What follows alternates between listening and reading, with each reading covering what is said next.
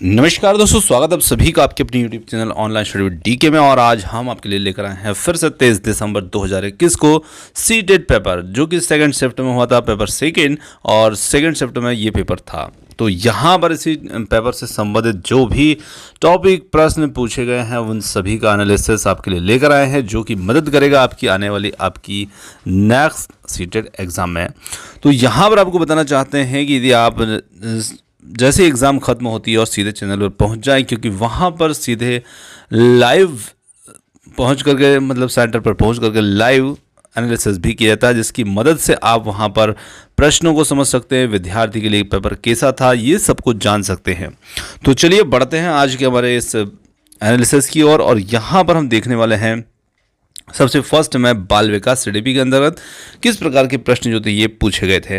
तो सबसे पहले यहाँ पर बात करें तो वाइगोत्स्की की जो है से लगातार ही प्रश्न जो है वो देखने को मिल रहा है। जिस दिन से एग्जाम स्टार्ट हुई है उसी दिन से हर शिफ्ट के अंदर ये प्रश्न जो है वाइगोत्स्की के सिद्धांत से संबंधित प्रश्न पूछा जा रहा है। तो आप वाइगोत्स्की के सिद्धांत उसके टॉपिक को बहुत अच्छे से कंप्लीट करके जाइएगा। इसी के साथ में बात करें जीन पियाजे की, जीन पियाजे से के सिद्धांत से, संज्ञानात्मक विकास के सिद्धांत से संबंधित लगातार ही प्रश्न जो है देखने को मिल रहा है। इसकी अवस्थाएं, उनकी उम्र, ये सब कुछ आप इसे कंप्लीट करके जरूर जाइएगा। इसी के साथ बात करें तो हार्वर्ड गार्डनर का जो बहुविध सिद्धांत है, इससे संबंधित प्रश्न जो है वो देखने को मिल रहा है, और ये भी एक दिन छोड़ करके पूछा जा रहा है। तो निश्चित रूप से कहीं ना कहीं ये 2 दिन तो ऐसे हैं जो लगातार ही देखने में आ रहे हैं।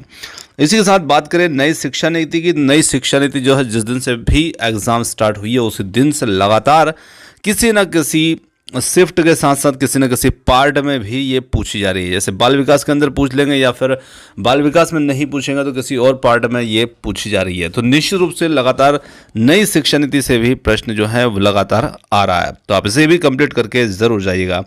प्रगतिशील शिक्षा जो है ये भी लगातार प्रश्न इससे देखा जा रहा है, और कोई भी शिफ्ट का पेपर ऐसा नहीं है जिसमें प्रगतिशील शिक्षा से प्रश्न नहीं पूछा जा रहा है।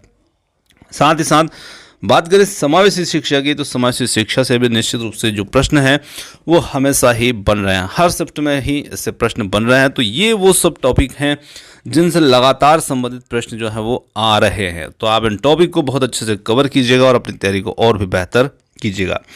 साथ ही बात करें पठन विकार, डिसलेक्सिया, डिसलेक्सिया जो है ये भी पेपर को किसी भी शिफ्ट को छोड़ नहीं रहा है और सभी शिफ्ट में देखने को आ रहा है।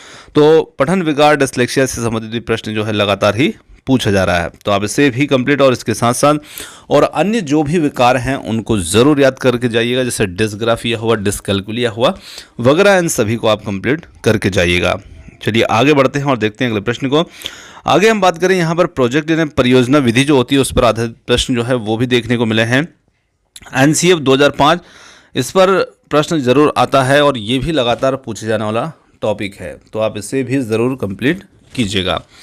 चलिए आगे बढ़ते हैं और देखते हैं अगले कुछ प्रश्नों को।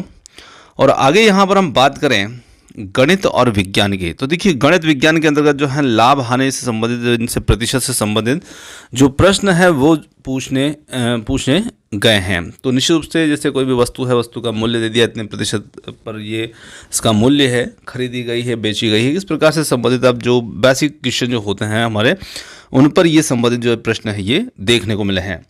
इसी के साथ में वर्ग समीकरण हर दिन हर पेपर में आ रही है, यानी कि जो सेकंड शिफ्ट का पेपर होता है जिसमें मैथ साइंस होता है तो उसमें ये हमेशा ही देखने को मिल रही है। वर्ग समीकरण दे दी जाएगी, उसके गुणनखंड पूछ ली जाएंगे या उसको सरल करने को बोल दिया जाएगा। किसी भी प्रकार से प्रश्न जो है इसमें देखने को आ रहा है। इसी प्रकार से एक अब सम्स दिया जाता है आपको सरल करने का, उसमें जोड़ घटाव गुणा भाग सभी प्रकार के निशान लगे होते हैं, बॉडमॉस के नियम पर होता है और उससे आपको सिंप्लीफाई करना होता है, सरल करना होता है। तो इससे संबंधित प्रश्न भी जो है वो देखने में लगातार ही आ रहा है। बात करें माध्यम माध्यिका बहुलक से संबंधित, तो इनसे भी लगातार प्रश्न जो है वो देखने को बन रहे हैं और इनसे भी हर दिन जो है मैथ्स वाले जो सब्जेक्ट है उसके अंतर्गत प्रश्न जो है वो लगातार ही आ रहे हैं। आगे बात करें बैलेंस से संबंधित, तो बैलेंस से संबंधित जो प्रश्न है वो भी लगातार हर शिफ्ट में देखने को आ रहा है। सिर्फ जैसे संख्याएं जो हैं वो बदल जाती है, प्रश्न को पूछने का तरीका जो है वो चेंज हो सकता है, पर टॉपिक आपका चेंज नहीं है। बेलन मतलब बेलन, और हर दिन हर जो साइंस मैथ्स का टॉपिक है, पेपर है, उसमें लगातार ही ये पूछा जा रहा है। बस थोड़ा सा प्रश्न जो है उसको अलग तरीके से ज़रूर पूछा जा रहा है। तो यहाँ पर जो है बेलन की त्रिज्याओं का अनुपात दे दिया था, उनकी ऊंचाइयों का अनुपात दे दिया था और कुछ उसमें इस प्रकार से पूछा गया था। तो ये प्रश्न भी लगातार ही आ रहा है। आगे बात करें त्रिभुज से संबंधित जो क्षेत्रफल हैं उनसे संबंधित प्रश्न जो था वो देखने को मिला है, और त्रिभुज से संबंधित क्षेत्रफल से संबंधित उनके आंतरिक कोणों से संबंधित, इसी के साथ में चतुर्भुज है, समचतुर्भुज, समलंब चतुर्भुज, इनसे संबंधित प्रश्न भी जरूर देखने को मिल रहे हैं। तो यहाँ पर इस प्रकार के प्रश्न जो है इसमें देखने को मिले हैं। और विज्ञान की बात करें तो इसमें उत्सर्जन तंत्र जो किडनी है तो इससे संबंधित कोई प्रश्न जो था वो पूछा गया है। इसी के साथ में अम्ल क्षार की जो उदासीनीकरण प्रक्रिया होती है उससे संबंधित प्रश्न दिया जा रहा है, लगातार ही देखने को ये मिल रहा है कि कोई भी अम्ल है उसको क्षार कैसे उदासीन करेगा, या किस पदार्थ के अंदर जो होता है अम्ल पाया जाता है, किसके अंदर क्षार पाया जाता है। तो इस प्रकार की जो प्रश्न है घुमा फिरा करके दिए जा रहे हैं। आगे यदि हम बात करें तो परमाणु की जो संरचना है उससे संबंधित भी प्रश्न जो है वो देखने को मिला है, और परमाणु संरचना पर आधारित प्रश्न जो था ये पूछा गया था। आगे इसमें बात करें तो यहाँ पर घनत्व पर आधारित प्रश्न जो था ये भी देखने को मिला है, और बहुलक पर आधारित प्रश्न जो है वो भी देखने को आ रहा है। साथ ही साथ बात करें भिन्न की, तो भिन्न से संबंधित प्रश्न जो है छोटी बड़ी भिन्न, इस प्रकार से भिन्न को पहचानना, उनको हल करना और उनके बीच में कोई भी संख्याएं जो हैं वो ज्ञात करना, किसी भी प्रकार से भिन्न का प्रश्न जो है वो घुमाया जा सकता है। तो इन पर आधारित प्रश्न को जितने भी प्रकार के हैं उनको आप ज़रूर कंप्लीट करके जाइएगा। चलिए आगे बढ़ते हैं और आगे बात करते हैं यहाँ पर एसएसटी सामाजिक विज्ञान के अंतर्गत किस प्रकार के प्रश्न जो थे ये पूछे गए थे। तो यहाँ पर एसएसटी की यदि हम बात करें तो यहाँ पर एक प्रश्न था, सबसे पुराना साम्राज्य जो था ये कौन सा साम्राज्य था। तो यहाँ पर इस प्रकार का प्रश्न जो था ये पूछा गया था। इसी के साथ में अशोक के जो अभिलेख हैं उनसे संबंधित प्रश्न भी देखने को आ रहा है, और मौसम से संबंधित जो प्रश्न है, मौसम वायुमंडल की जो परतें हैं उनसे संबंधित लगातार ही एसएसटी के अंदर जो है प्रश्न देखने को मिल रहे हैं। इसी के साथ में बात करें चक्रवात जो है इससे संबंधित प्रश्न जो है वो आ रहा है। भूकंप तरंगों से संबंधित भी जैसे कल पूछा गया था, तो इसी प्रकार से यहाँ पर चट्टानों के प्रकारों से संबंधित प्रश्न ये आपको 22 दिसंबर की एग्जाम में भी देखने को मिला था, और साथ ही साथ ये 23 दिसंबर में भी देखने को मिला है। तो निश्चित रूप से कहीं ना कहीं ये रिपीटेड वाला जो टॉपिक है इनको आप ज़रूर देख के जाए। साथ ही बात करें यहाँ पर पर्वतों से संबंधित, जैसे अरावली, यूराल आदि संबंधित जो पर्वत थे, इन पर्वतों से संबंधित भी प्रश्न जो है वो लगातार देखने को आ रहा है। आगे इसमें बात करें तो यहाँ पर संविधान संबंधित प्रश्न जो था ये पूछा गया था, और साथ ही साथ प्रस्तावना से लगातार जो प्रश्न जो है पूछा जा रहा है, यानी कि प्रस्तावना से कल भी प्रश्न पूछा गया था, आज भी पूछा गया है। साथ ही आगे बात करें तो ग्राम पंचायती राज से संबंधित जो प्रश्न था ये इसमें पूछा गया था एसएसटी के अंतर्गत। तो ग्राम पंचायती राज जो है कब से लागू हुआ ये जरूर ध्यान रखिएगा, किस संविधान संशोधन में से जोड़ा गया ये भी आप ध्यान रखिएगा। आगे बात करें तो गुलाम वंश से संबंधित प्रश्न जो है वो भी देखने को आ रहा है। इसी के साथ में औद्योगिकरण पर आधारित जो था ये प्रश्न भी पूछा गया था। सिक्कों से संबंधित जो था प्रश्न ये पूछा गया था। तो इन टॉपिक को आप बहुत अच्छे से कंप्लीट करके जाइएगा यदि आपकी एग्ज़ाम अभी शेष है।